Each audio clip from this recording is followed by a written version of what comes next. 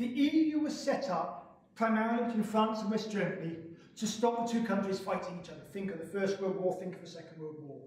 An economic organisation where you pull your economic resources, your coal and your steel, the European Coal and Steel Community, which then comes alongside the EEC.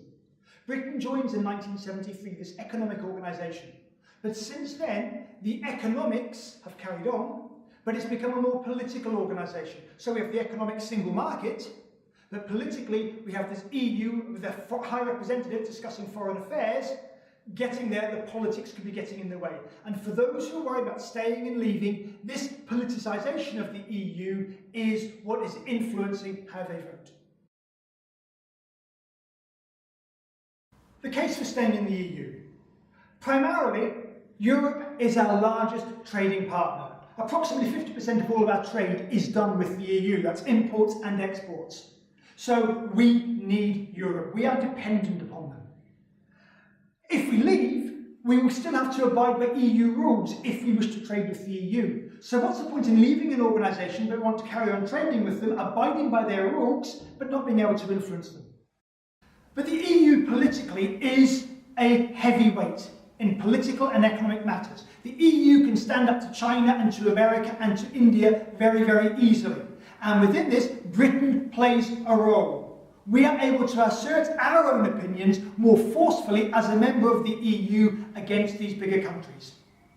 And finally, much EU legislation, which originally was British legislation, may get repealed if we leave.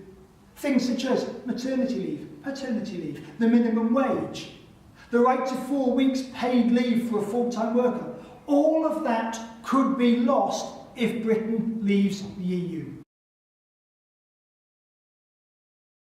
The primary argument for leaving the EU is that we regain control of our country. Parliament becomes sovereign again.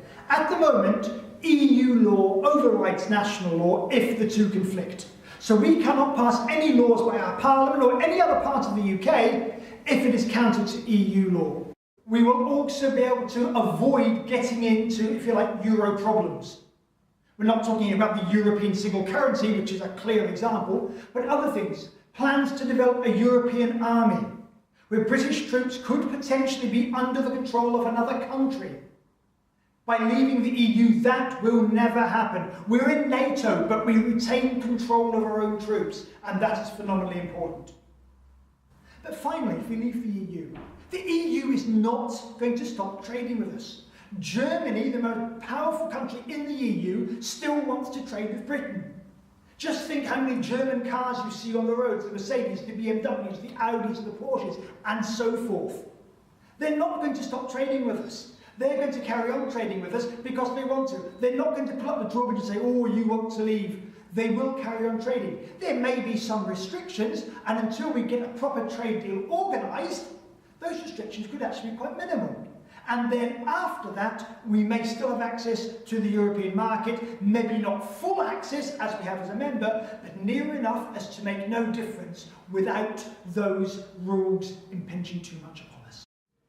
So there we have it. The case for staying in the EU, the case for leaving. The point of this video is not to tell you which way to vote, it's to provide you the information.